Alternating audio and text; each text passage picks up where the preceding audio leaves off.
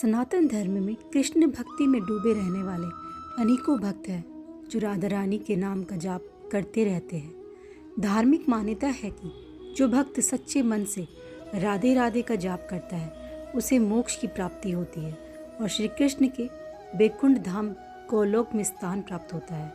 शास्त्रों के अनुसार श्री कृष्ण और राधा एक ही आत्मा के दो रूप थे। श्री कृष्ण और राधा रानी एक दूसरे के बिना अधूरे माने जाते हैं।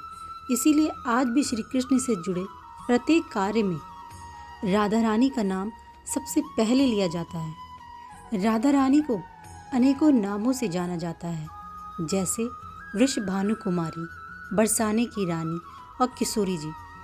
शास्त्रों के अनुसार राधा रानी धरती लोक पर हमेशा किशोरी रूप में ही रही। शास्त्रों में उल्लेखित कथाओं के अनुसार राधा रानी को ऋषि अष्टवक्र से आजीवन किशोरी बने रहने का वरदान मिला था। आज इस वीडियो के माध्यम से हम जानेंगे कि ऋषि अष्टवक्र कौन थे और उन्होंने राधा रानी को किशोरी बने रहने का वरदान क्यों दिया। पौराणिक कथाओं में यह वर्णन मिलता है कि द्वापर युग में वेदों और शास्त्रों के महान ज्ञाता ऋषि कहोड़ और माता सुजाता के पुत्र का नाम ऋषि अष्टवक्र था। ऋषि अष्टवक्र अपनी माता के गर्भ में ही अपने पिता ऋषि कहोड़ द्वारा शास्त्रों और वेदों का ज्ञान सुनते थे, लेकिन उन्हें शास्त्रों का ज्ञान सही नहीं लगता था। इसीलिए ऋषि अष्टवक्र ने अपनी माता के गर्भ के अंदर से ही अपने पिता से कहा कि शास्त्रों में ज्ञान नहीं है, ज्ञान तो हमारी अंतर आत्मा में होता है। हम सभी सत्य को बाहर खोजते हैं, जबकि सत्य तो हमारे अंदर है। शास्त्र तो केवल शब्दों और वाक्यों का समूह है। अपने ही पुत्र से शास्त्र विरोधी बात सुनने पर ऋषि कहोड़ को बहुत क्रोध आया और उन्होंने गर्भ में पल रही अपनी ही संतान को श्राप दिया कि जो अभी तक अजन्मा है, जिसने अपनी माता के गर्भ से मेरे शास्त्र ज्ञान को चुनौती दी है, जन्म के बाद उसका शरीर 8 अंगों से टेढ़ा होगा। इसी श्राप के कारण ऋषि अष्टवक्र 8 अंगों से टेढ़े थे। ऋषि अष्टवक्र के 8 टेढ़े अंगों के कारण लोग उन्हें देखकर उनका मजाक बनाया करते थे और उन पर हंसते थे।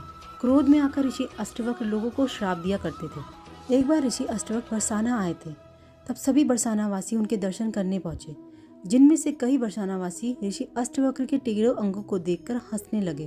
तभी ऋषि अष्टवक्र ने क्रोध में आकर सभी को पत्थर में बदल जाने का श्राप दे दिया। जब राधा रानी ऋषि अष्टवक्र के दर्शन के लिए पहुंची तो राधा रानी ऋषि अष्टवक्र को देखकर मंद मंद मुस्कुराने लगी। ऋषि अष्टवक्र अपने क्रोध में आकर राधा रानी को श्राप देने ही वाले थे। श्री कृष्ण ने ऋषि अष्टवक्र से अनुरोध किया कि वे एक बार राधा रानी से मुस्कुराने की वजह तो जाने।